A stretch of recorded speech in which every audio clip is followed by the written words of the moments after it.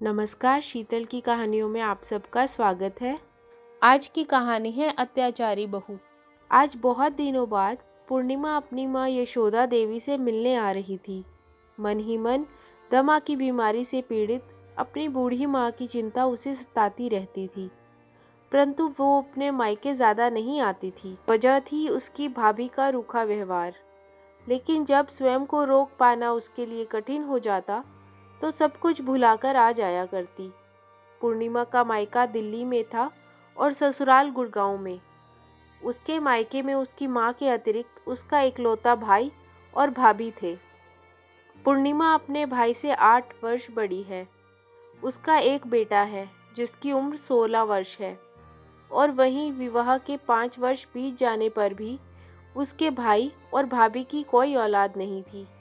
जैसे ही पूर्णिमा ने घर में प्रवेश किया तो चारों तरफ सन्नाटा पसरा हुआ था। उसकी भाभी ज्योति बाहर निकल कर आई तो उसे देखते ही मुंह बना लिया। फिर फीकी सी हंसी के साथ नमस्ते राम राम की औपचारिकता पूरी की तो पूर्णिमा बोली, भाभी माँ कहाँ है? दीदी, माँ जी तो अपने कमरे में सोई हैं, कहते हुए ज्योति रसोई घर में चली गई। अरे सूरज सिर पर आ चुका है और हमेशा जल्दी उठने वाली मेरी माँ अब तक कैसे सो रही है? अपनी माँ के कमरे में आते ही पूर्णिमा बोली, माँ तबीयत तो ठीक है ना आपकी? कहते हुए पूर्णिमा ने एकाएक अपनी माँ की ओर देखा। चेहरे पर केवल झुर्रियों का जाल बिछा था और हड्डियाँ चमड़ी से बाहर निकलने को आतुर थी। माँ का शरीर बिल्कुल जीर्ण हो गया था। कुछ वर्ष पहले तक तो माँ बुढ़ापे में भी चुस्त दुरुस्त थी। ना जाने इन 4-5 वर्षों में ऐसा क्या हो गया था कि माँ बिल्कुल बूढ़ी हो गई थी।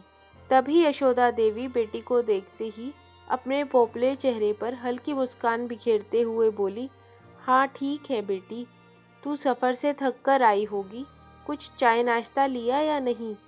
लेटे लेटे ही यशोदा देवी कांपते स्वर में बोली तो पूर्णिमा ने अपनी लेटी हुई माँ के माथे पर हाथ रखा। फिर नाड़ी की गति देखी, सब कुछ सामान्य था। अरे क्या हुआ? डॉक्टर की तरह मुझे जांच क्यों रही हो? कहते हुए यशोदा देवी ने मुस्कुराने का असफल प्रयास किया। तभी पूर्णिमा अपनी माँ को देखते हुए बोली, माँ आपकी तबीयत कुछ ठीक नहीं लग रही, क्या बात है? बुढ़ापा है बेटी, अब इस उम्र में तो यह सब लगा ही रहता है।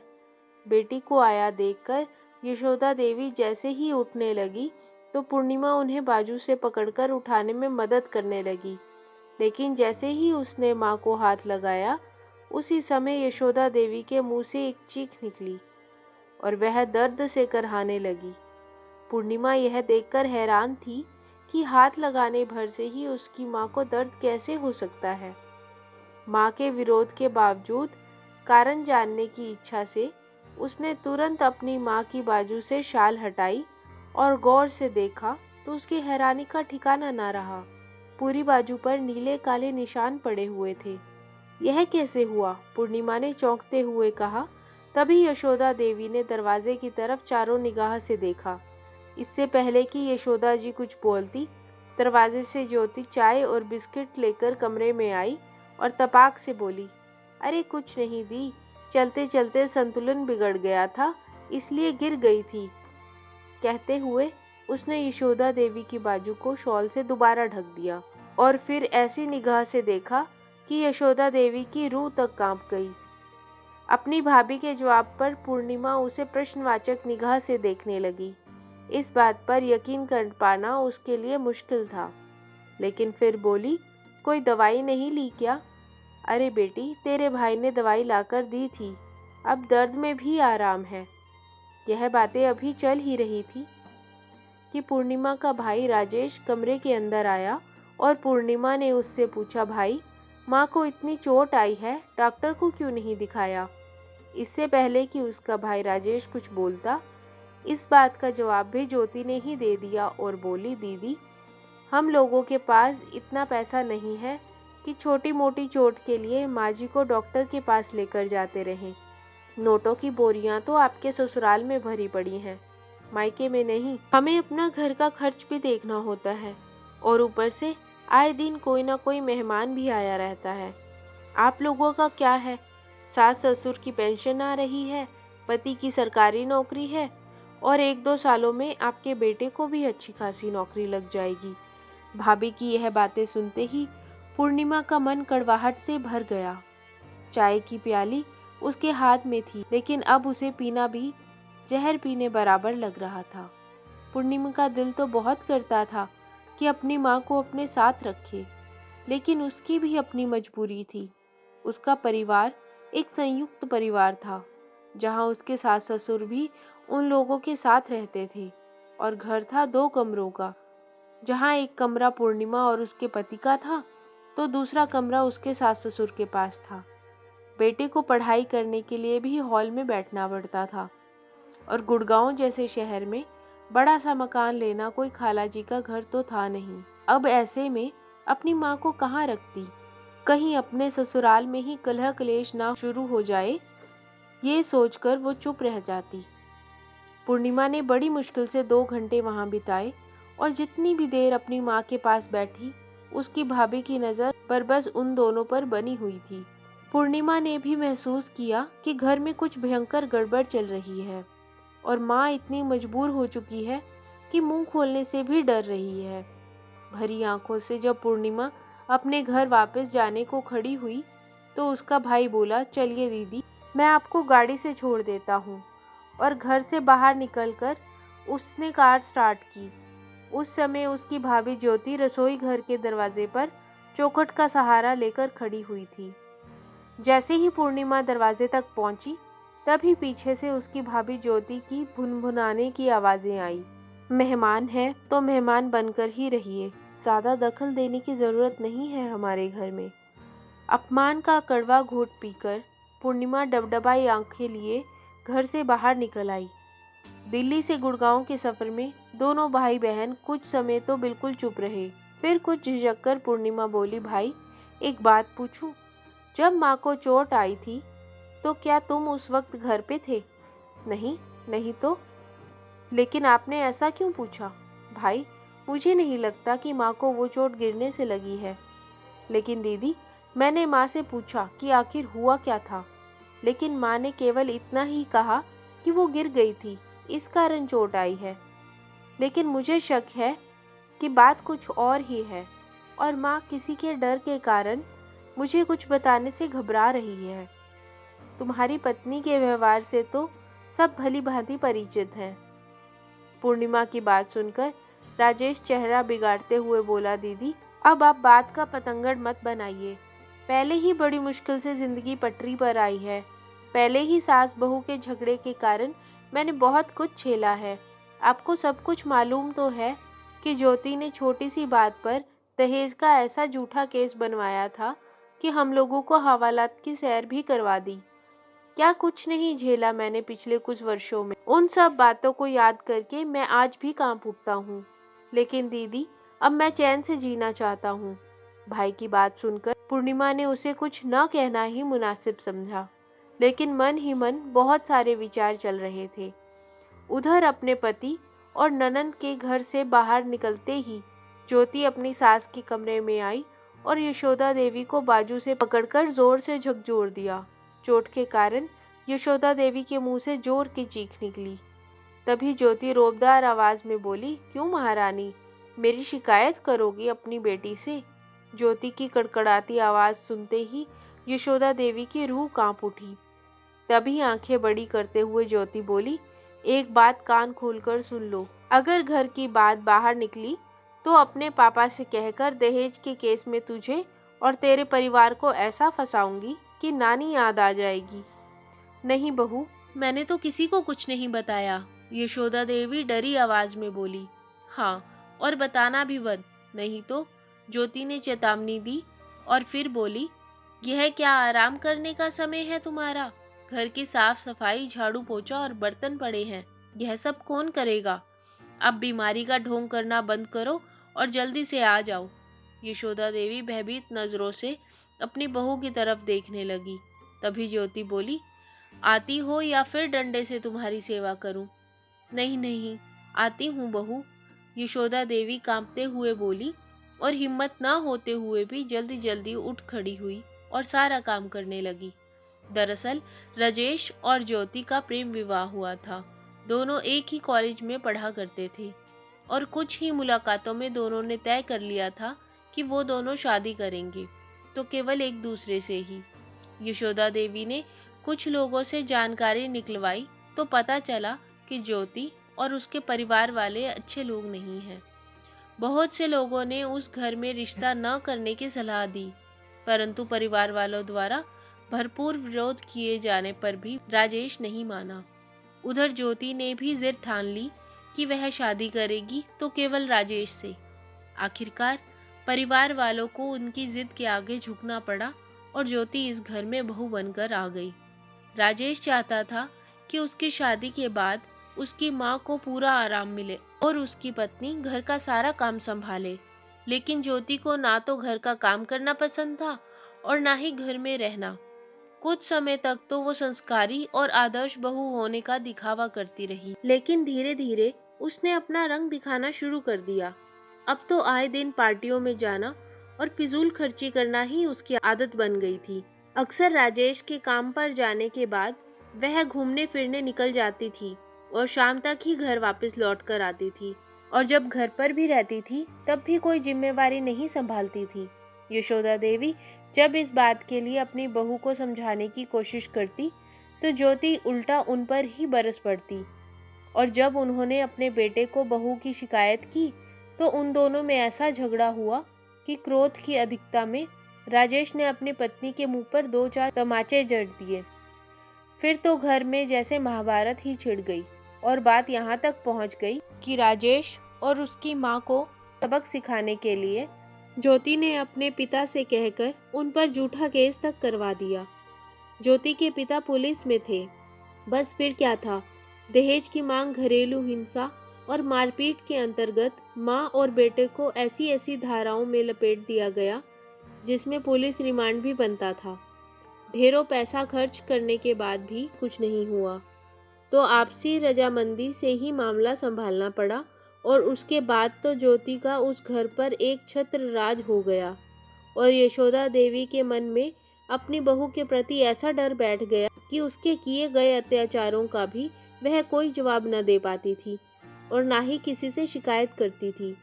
अपनी बहन पूर्णिमा को उसके घर छोड़ने के बाद जब शाम तक राजेश घर पहुंचा तो उस समय ज्योति घर पर नहीं थी, शायद बाजार गई है, ये सोचकर राजेश माँ के कमरे में चला गया। अंदर जाकर देखा तो माँ अपने बिस्तर पर निढाल सी पड़ी थी। अपनी बहन की बातें रह रहकर उसके दिमाग को झकझोर रही थी। राजेश ने कमरे में यहाँ वहाँ देखा, फिर 1-2 मिनट सोचते रहने के बाद उसने माँ के बिस्तर के पास रखी छोटी अलमारी खोली तो उसमें एक डायरी रखी थी। दरअसल यशोदा देवी को बचपन से ही डायरी लिखने का बहुत शौक था। अपनी जिंदगी की हर छोटी बड़ी घटना डायरी में लिखा करती थी। इस बात का तो राजेश को भी पता था, लेकिन उसे यह नहीं पता था कि उसकी माँ डायरी में क्या लिखा करती है। राजेश ने वह डायरी निकाली और खोलकर देखा तो पहले पन्ने पर लिखा था, मेरे जीवन का सफ़र। अपनी माँ के जीवन की बहुत सी खट्टी मीठी यादों के बारे में पढ़कर राजेश मुस्कुराने लगा। फिर अपना जिक्र देखकर वह और भी अधिक खुश हुआ। आज मेरे बेटे राजेश की शादी का दिन है। लेकिन उसके बाद पढ़ने लगा तो उसकी आंखों में आंसू बहने लगे।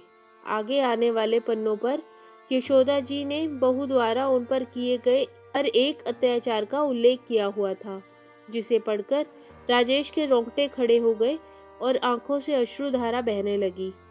आज बहू ने मेरे सिर पर डंडे से वार किया, मेरे मुंह पर गरम चाय दे मारी, मेरे बाल नोच डाले। हे ईश्वर, हमें बचा लो इस अत्याचारी बहू के चंगुल से।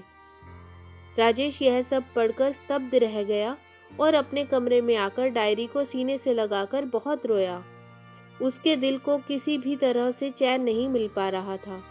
जिस माँ से वह इतना प्यार करता था, उस माँ ने उसके कारण इतने अत्याचार सहे, यह सोच सोचकर उसके रोंगटे खड़े हो गए थे। उसके दिल के टुकड़े टुकड़े हो चुके थे। सोचने लगा, सुबह से लेकर रात तक मैं अपने काम में इतना व्यस्त रहता था कि मुझे मालूम ही नहीं था कि यह जालिम औरत मेरी माँ के साथ इतना बुरा व्यवहार कर रही है।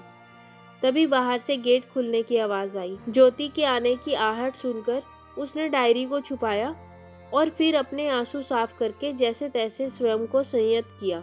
उसका एक दिल तो किया कि अभी जाकर इस औरत का गला दबा दूं, लेकिन उसने समझदारी से काम लेना ही उचित समझा। अगले दिन काम पर जाने के लिए जब राजेश बाहर निकला तो उसने सबसे पहले अपनी बहन को फोन किया और रोते हुए माँ की डायरी में लिखी हर एक बात का जिक्र किया।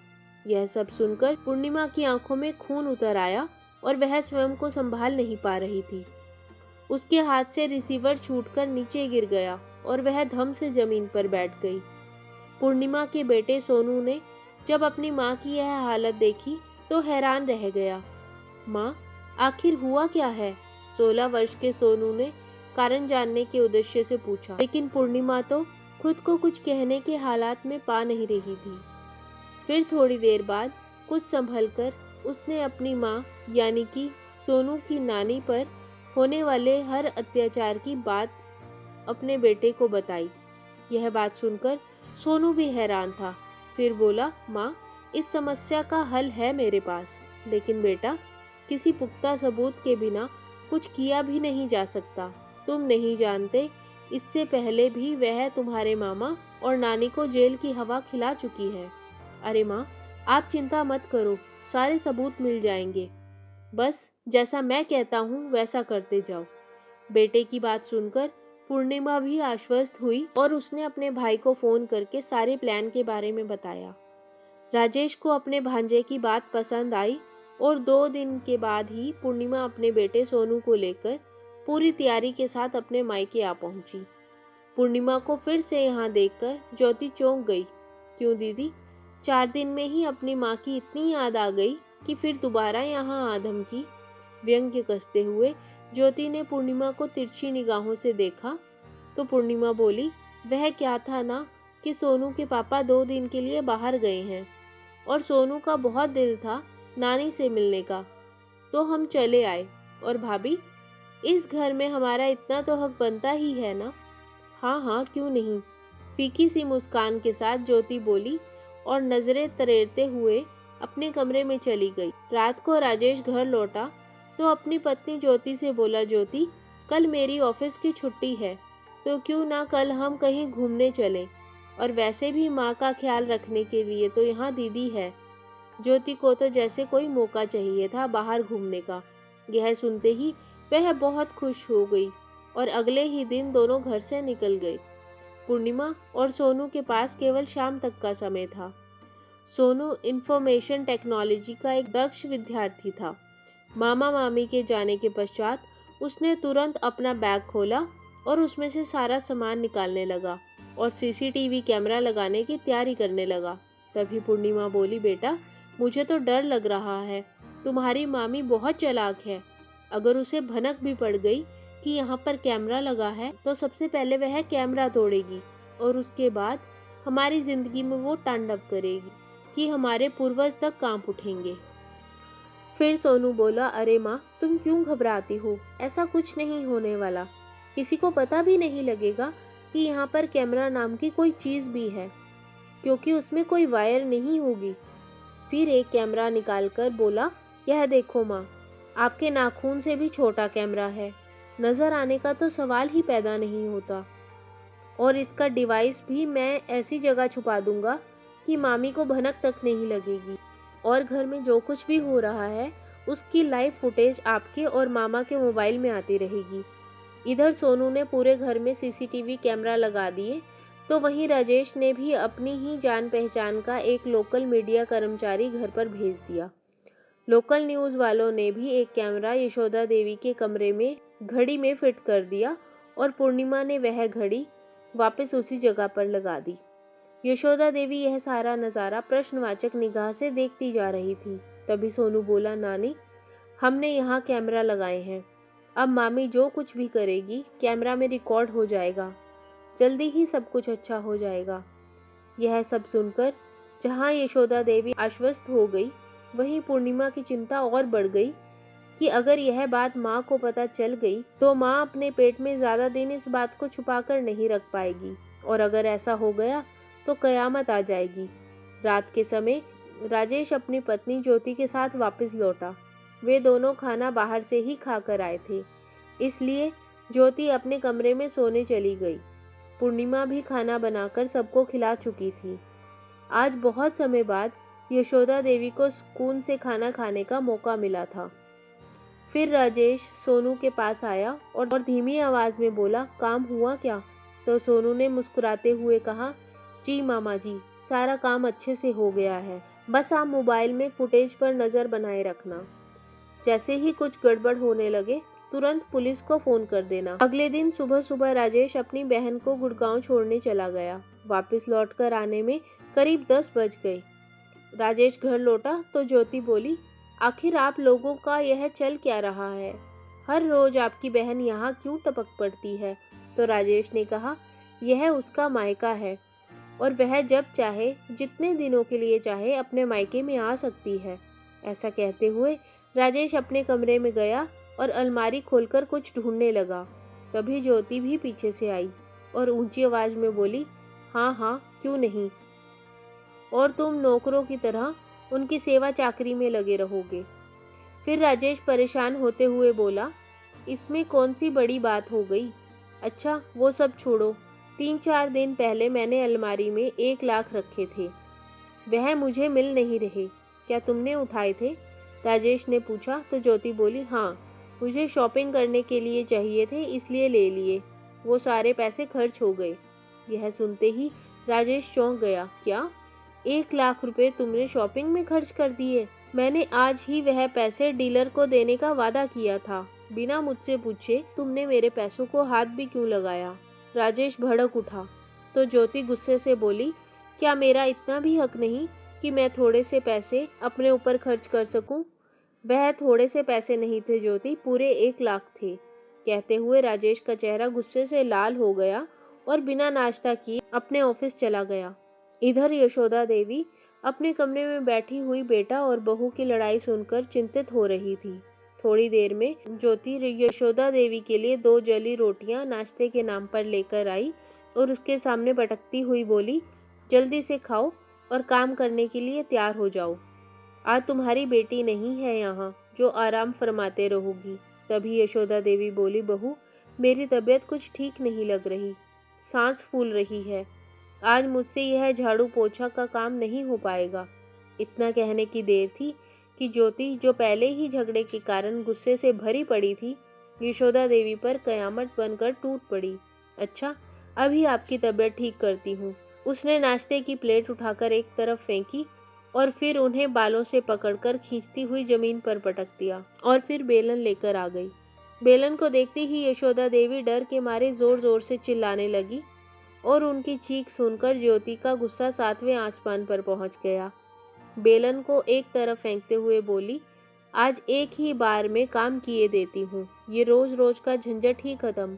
ऐसा कहते हुए अपना दुपट्टा गले से निकालकर यशोदा देवी की गर्दन के चारों ओर लपेट दिया। तभी खुद को छुड़ाने की कोशिश करती हुई यशोदा देवी आखिर वह गलती कर बैठी जिसका अंदेशा पूर्णिमा को पहले से हो गया था और चीखते हुए कहने लगी, हाँ रोज रोज की झंझट तो अब खत्म हो ही जाएगी। तेरी हर बात, हर क्रूरता कैमरे में रिकॉर्ड हो रही है। जितना जुल्म कर सकती है कर ले, अब तेरे पाप का घड़ा भर चुका है। यशोदा देवी के इतना कहने पर ज्योति की आंखें फटी की फटी रह गई। क्या कहा? कैमरा?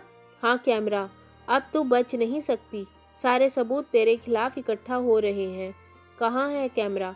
गले पर दबाव बढ़ाती हुई ज्योति बोली तो यशोदा देवी ने सामने रखी अलमारी पर पड़े डिवाइस की ओर इशारा किया, जिसे देखकर ज्योति घबरा गई। फिर बोली, अच्छा तो यह सब करने के लिए आई थी तेरी बेटी यहाँ पर, लेकिन उसकी यह चाल मैं कामयाब नहीं होने दूंगी। ऐसा कहते हुए उसने जल्दी से अपने पिता को फ़ोन किया और आने को कहा। कैमरे का डिवाइस और सारी तारें खींचकर देखा और फिर थोड़ी ही देर में अपने सब इंस्पेक्टर पिता के साथ मिलकर ज्योति ने सारी तारें निकालकर डिवाइस को पूरी तरह से चकनाचूर कर दिया। बाप बेटी अपनी सफलता पर बहुत खुश थे, लेकिन उन्हें यह मालूम नहीं था कि सारी फुटेज पहले ही राजेश के मोबाइल में रिकॉर्ड हो चुकी है और वहाँ एक कैमरा और भी है जो कि पूरी तरह से काम कर रहा है, जिसकी जानकारी यशोदा जी को भी नहीं थी। लोकल न्यूज़ के फेसबुक पेज पर यह सारी की सारी घटना लाइव दिखाई जा रही थी, जिसमें ज्योति और उसके सब इंस्पेक्टर पिता की सारी हरकतें लाखों लोग देख रहे थे। क्योंकि मामला सब इंस्पेक्टर से जुड़ा था, इसलिए एसपी साहब को भी इस मामले पर संज्ञान लेना पड़ा। इससे पहले कि वो दोनों बाप बेटी यशोदा देवी को कुछ और हानि पहुंचा पाते, लोकल न्यूज़ रिपोर्टर और एसपी साहब की टीम के साथ राजेश वहां पहुंच चुका था। घटनास्थल पर पहुंचकर देखा कि यशोदा देवी एक कोने में दुबक कर बैठी हुई थी और डर के मारे सिसकियां लिए जा रही थी। एक जगह पर बेलन पड़ा था तो दूसरी जगह पर कैमरे का डिवाइस चकनाचूर हालत में पड़ा था। कमरे की हर चीज जमीन पर बिखरी हुई थी। ज्योति और उसके सब इंस्पेक्टर पिता को हिरासत में ले लिया गया। आज उसके खिलाफ इतने कड़े सबूत इकट्ठे हो गए थे कि जिस पिता के बल पर वह आज तक यह हरकतें करती आई थी, वह पिता भी कुछ नहीं कर सकता था अपनी बेटी को बचाने के लिए। थोड़ी ही देर में पूर्णिमा भी वहां पहुंच गई। अगले 2 घंटे में ही इस अत्याचारी बहू की सारी करतूत लगभग हर चैनल पर प्रसारित हो रही थी। अत्याचारी बहू की यह वीडियो इतनी वायरल हुई कि देश के सभी न्यूज़ चैनल्स को इस खबर को दिखाया गया। 2 दिन बाद ज्योति के पिता को पुलिस की नौकरी से सस्पेंड कर दिया गया और ज्योति और उसके पिता को हिरासत में लेकर कोर्ट केस चलाया गया और इस दौरान यशोदा देवी का भी बयान लिया गया और आस पड़ोस के लोगों से भी पूछताछ की गई। कुछ समय बाद जिस दिन कोर्ट का फैसला सुनाया जाना था, उस दिन सभी लोकल और नेशनल न्यूज़ चैनल ने इस केस को हाईलाइट किया और सभी देशवासियों की नज़रें इसी केस के नतीजे पर बनी हुई थी। सभी सबूतों और बयानों के आधार पर कोर्ट का नतीजा आया तो ज्योति को इस घिनौने काम के लिए उम्र कैद की सज़ा सुनाई और उसके पिता को पुलिस की नौकरी का गलत फ़ायदा उठाने और साथ ही सबूतों को मिटाने की कोशिश करने के जुर्म में 10 वर्षों की जेल की सज़ा सुना दी गई। और इस फैसले के कारण ही सारा कोर्ट रूम तालियों की गड़गड़ाहट से गूंज उठा। सभी देशवासियों ने कोर्ट के इस फैसले की सराहना की। आज सोनू की सूझबूझ और समझदारी से न केवल यशोदा देवी को अपनी बहू की अत्याचारों से मुक्ति मिली, बल्कि राजेश को भी अपनी जालिम पत्नी की गुलामी से आज़ादी मिल गई। आज की कहानी आपको अच्छी लगी हो तो कमेंट बॉक्स में ज़रूर बताइएगा। वीडियो को लाइक, शेयर और चैनल को सब्सक्राइब करना मत भूलिएगा। धन्यवाद।